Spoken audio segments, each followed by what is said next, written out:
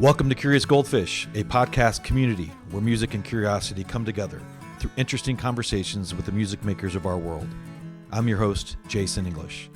You can find Curious Goldfish in all the major podcast and social media platforms. And of course, we have all of our content on our website, curiousgoldfish.com.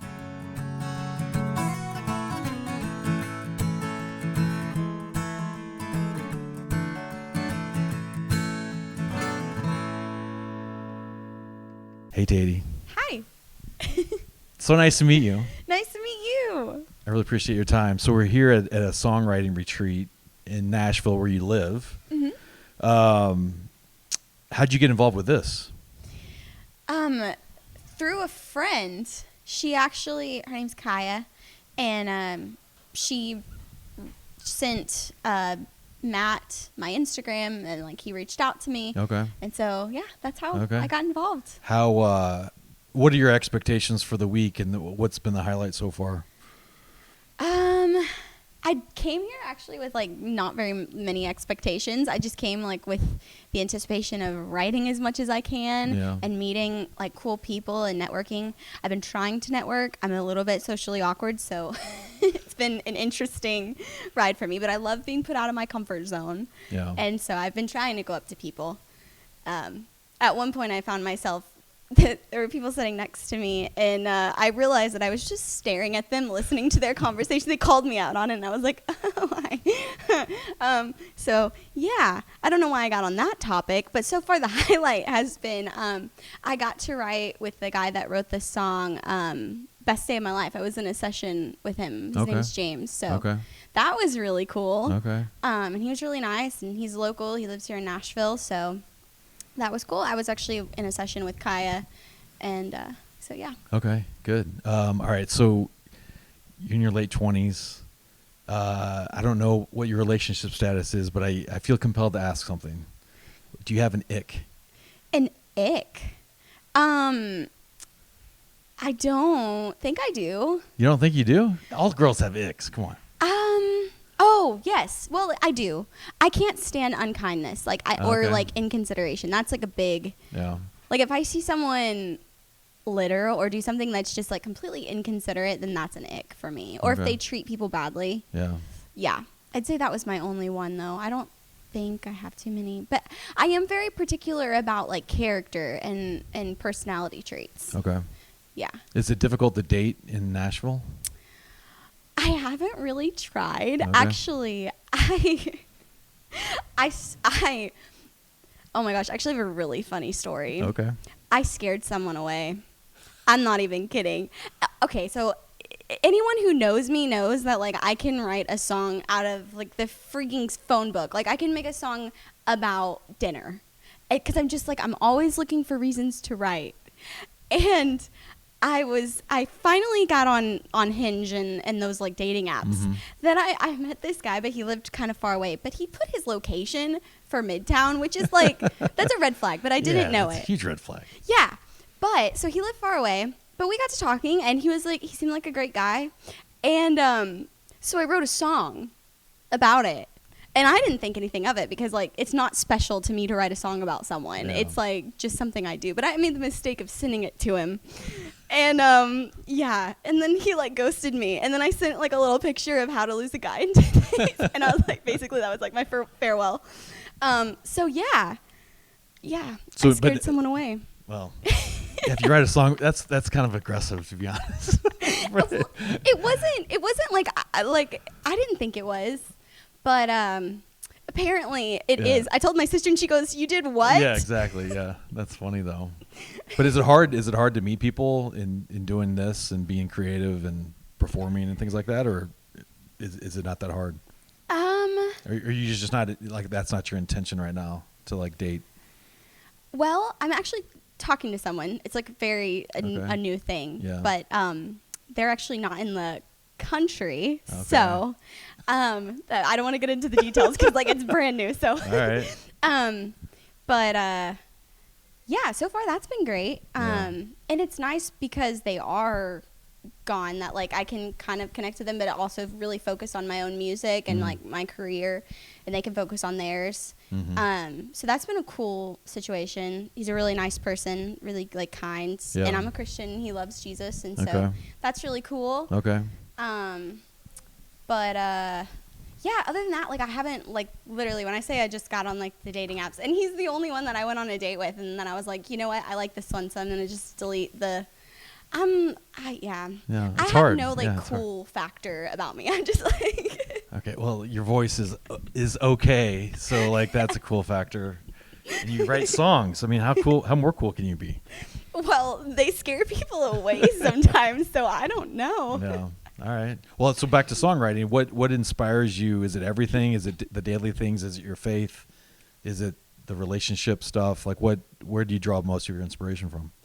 Literally anything that I possibly can. That's why it's like not a big deal. Like I try to write a few songs a week. So I'm looking for inspiration in anything. I read books.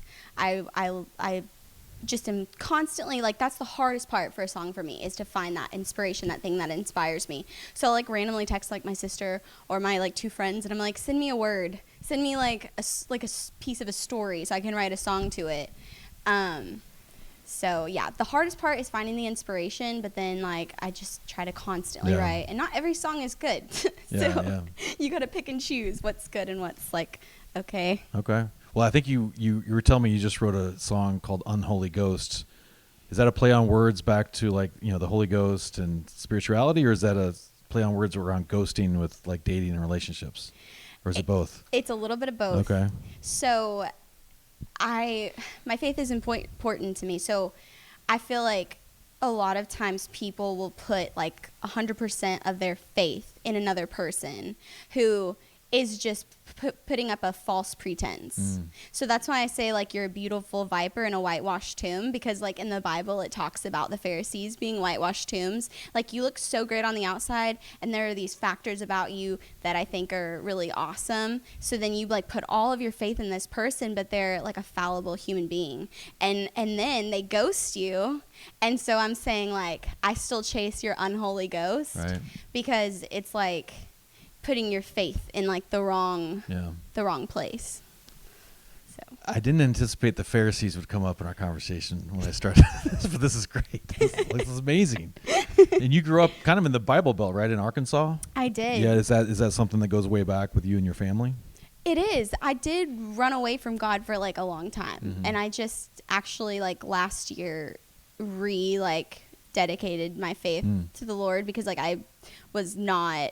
I experienced a lot of hurt in the church, a lot of rejection, a lot of like, for the way that I dress, for me being like an artistic person, it's just, especially in the Bible Belt culture, was not understood, and people treated me really bad, and I put that bitterness on God instead of like where it deserved to be, because the church is full of like imperfect humans, you know? Right. So, but it wasn't God's fault, and so I rededicated my life to the Lord, and it's been great. It's been great. Like so many things that I've prayed about have happened. Like even getting to move to Nashville, like the place where I live, it did flood today, but that doesn't happen all the time. The floods, it's biblical. Yeah, exactly. So what am I doing? No, just kidding. No, that's good. I think, Christianity would be really cool without the Christians sometimes, right? Sometimes, yeah. And it's too bad that there's a lot of judgment, you know, just about whatever, you know, lifestyles or how you dress and things like that. But that's cool that you've like found something to ground yourself again. How important is that for you moving forward as you write songs, and, you know, you've got probably hopes and dreams for yourself? Like, what does that faith mean to you? It means everything. Like it's interesting, because remember how I said I was 27? Well, I'm sure you've heard of like the 27 Club, in like where people have passed away at 27. Oh, right. Yeah. Seriously. You know? Yeah. And it's so sad. And like, crazy. Like I really, when I rededicated my life to the Lord, it was at 27, and I thought it was kind of beautiful, because like I've died to myself, and now I'm like living for the Lord. And since then my life has like drastically changed for the better. And I'm not saying that just because you follow the Lord, like all these things are going to happen, but thankfully, like, I've experienced favor from other people like I never have. Like, all these blessings have come since this has happened. And I just think, especially because, like, given my, like, past and everything, which I won't get into all that, but, like, to me, that was just so beautiful. That, because I didn't even realize that it was, like, my 27th year until, like, I started thinking about it. Like, somebody had mentioned the 27 Club, and I was like, wow, all of these musicians have, like, and, like, I'm not saying I'm definitely not famous at all, but what I'm saying is, like, music is a huge part of me, and all of these musicians have died, like, actually died. And I've died to myself and, like, living for the Lord, and it's been beautiful so far. I mean, you've got literally your whole life ahead of you. Yeah. You know, that's awesome. Yeah, that's awesome. So here in Nashville, I heard you say you perform on Broadway. Is that a mix of, like, covers that you do with a band and some originals? And, like, how difficult is it? Because I think a lot of people are just say, oh, like, you write songs and you can perform, but how difficult is it for you to, like, work in your original music into some of the gigs you do? Oh, my Lanta. I love my bandmates. They're awesome. I have been trying to get them to learn my songs because we get asked. Yeah. We don't make any money from the bars, so we have to walk around, and I'm the person that has to walk around with a bucket 90% of the time. And it's so awkward. I'm like, please give this money. We don't make any. I don't say that. But when I go around, we do, like, $20 requests. And so a lot of people are like, hey, can you play original music? And I'm like, yes, but my band doesn't know my songs, and nobody wants to just have me on a piano. Right. And so I've been trying to get them to learn them. Fingers crossed. Hopefully they will learn them soon, because I would love to play my original songs. And they said that they would. They've just been really busy. So hopefully we can start mixing in some originals. My two favorites, though, like the covers, I love singing Back in Black by AC/DC and Barracuda by Heart. Okay. Those are my two favorites. That makes no sense at all, but that's awesome. Yeah, good. That's good. That's good. So the original that is most recent is called Redneck Crazy. Yeah. So people can find that on all the platforms, I'm sure, right? Yeah, it's on everything. What inspired Redneck Crazy? Okay, so when I first wrote the song, I was thinking that, like, every country female artist has this song where it's like this, like, powerhouse, like, no man is going to do anything bad to me. Right. And so when I was writing it, I was thinking of those songs, and I even, like, quote some of those songs, like from Goodbye Earl to Gunpowder and Lead to Carrie's Church Bells, I learned from the best. Because the song is basically, I say, I look great in a white or black dress. Are you on my bucket or hit list? So basically the song is like a warning song. It's saying, treat me nice and I'll be great. Treat me bad and I'll go crazy. But the funny thing is, I'm not like that at all. The worst thing I'm ever going to do to someone is write a song about them, and probably a lot of songs, especially if they do me dirty. Like, I have like this whole thing. I was in a situationship, and I wrote so many songs about it. It's so embarrassing. It was never even a real relationship, but it's also kind of liberating because you can write so many songs and nobody knows who you're talking about because you were never in an actual relationship. They can't name them. Exactly. Yeah. But once I started writing, I realized this song is totally my mom. She is the complete opposite of me. She's a firecracker. I call her my bulldog, and she helps me also with, like, my music, and I call her my momager too. But she has passed, and she was crazy. Yeah, she actually hit some of her ex-husbands with her car. And so when I wish that was a joke, but it's not. Well, there's a song in there somewhere, right? Right, and it's Redneck Crazy. Is that it? Okay, perfect. Yeah, it worked out. Yeah. Oh my gosh, what's your mom's name? Sheila. Hey, Sheila. All right. Is she in Arkansas still, or is she here, or where's she at? She's in Arkansas currently. My stepdad is in California, so she kind of goes back and forth between the two. Because she, like, my brother and sister in Arkansas, so they have kids. Yeah. I've got fur babies. I've got 2 cats, but it's not the same as actual children. So she, like, goes there to see them. All right, that's good. Sheila, okay. Yeah. Hope to meet Sheila one day. That's good. She's awesome. Where are you at today as an artist, and then where do you want to be? Right now, I'm super thankful for my job because, like, it's helped me with my performance so much. Like, just I sing 4 days a week, like every week, at least 4 days. Sometimes more. I do a lot of doubles too. And it's helped me grow so much performing vocally. Like when I first started doing it, I would get nervous like I always do on stage. And so like it's hard to have vocal control when like you're shaking and you're nervous. And since I've been doing this, like I've gotten over that. It's become like second nature. So I'm in a very thankful place for my job. But at the same time, I really want to be able to make a living doing my own music. That's why I'm so excited to be part of this. Like, I want to make a name for myself as an artist, but also as a writer, because, like, I want to be out there, like, touring and doing my own music. But it's so expensive. I swear, like, most of my money goes to paying my bills. So it's like, I want to release. I write all the time, and I would love to be releasing constantly, but I just can't because I can't afford it. So... I want to be able to make a living with my own music too, and be able to like go on tour and play, and write for other artists. It's like huge for me. I would love to be writing for other people. So I've talked to a few people that live and work here in Nashville. How and they talk about these co-writes. Do you do that a lot, or is it mostly just yourself, like, you know, run the house? I was supposed to have 2 co-writes with some cool people, and both times they canceled on me last minute. Oh no. Yeah. So yes, I would love to. I've been trying. Okay. But I haven't gotten to be a part of too many. Yeah. But for the longest time, with my job, I was having to learn so many songs I didn't have time. But because I mean, I got super, I don't know, blessed or lucky. Because this band that I'm in, they had just lost their female singer. So I got to be on Kid Rock's main stage, which was awesome, but that's also where I trained.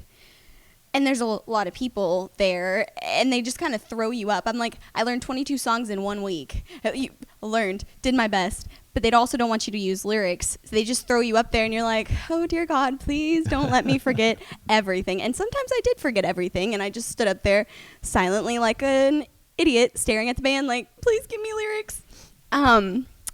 So yeah, I don't know how I got on that tangent, but no, that's good. Yeah, you answered the question. That's okay, good. cool.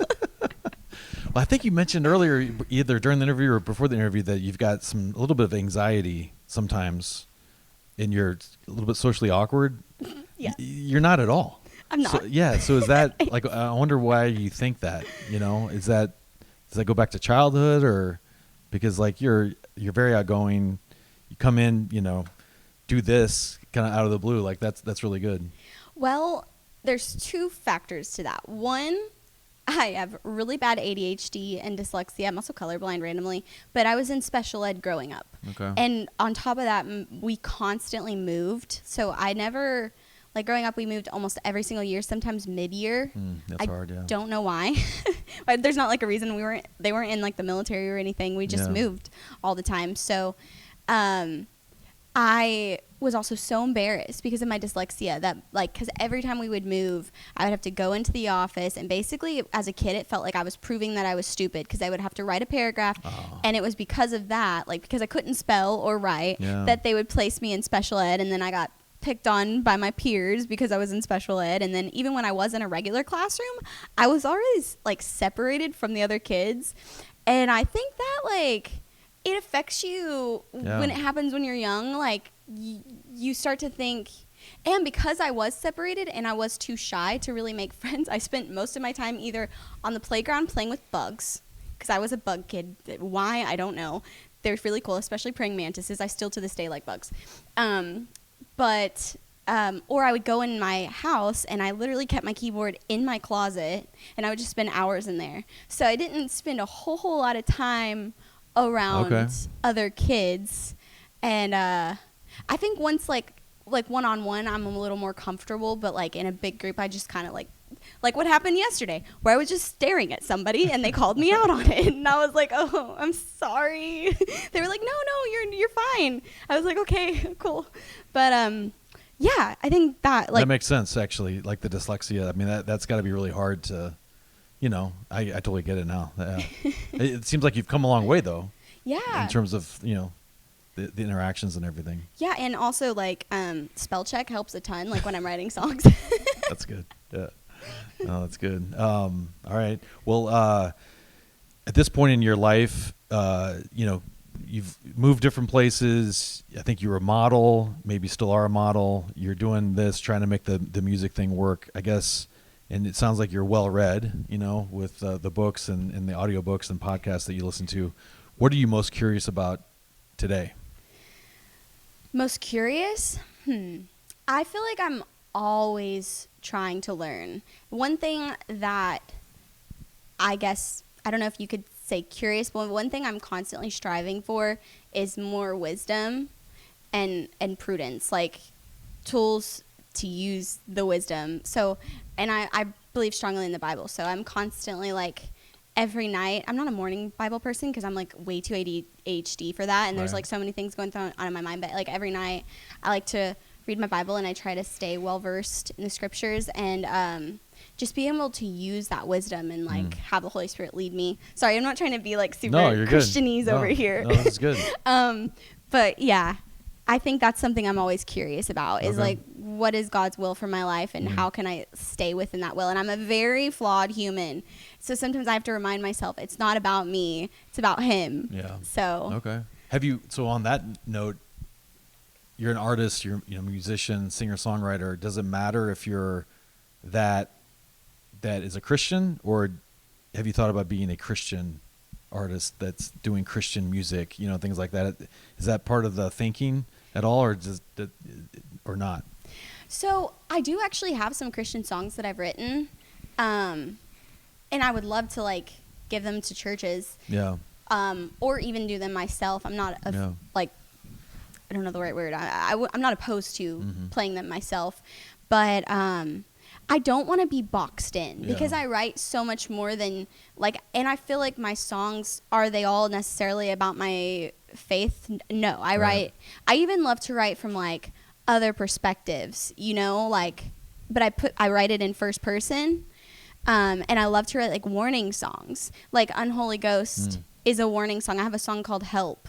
That's like a warning song. And if you hear it, and I feel like sometimes Christians can be so judgmental and it's really scary to like be in that like arena of like doing like Christian things or even like saying as a secular artist that I am a Christian. I feel like can put you at risk for this. Like, I'm like, we're supposed to build each other up. We're supposed to cover each other. And I'm not using that as like a license to sin. I think God's grace is like something so special and sweet. And I don't think we should just like use it as a license to sin. But I'm saying I am a fallible human being. And yes, there are times that I sin. And do I go home and do I ask for forgiveness? Yes. But I think it's scary to like be in that arena.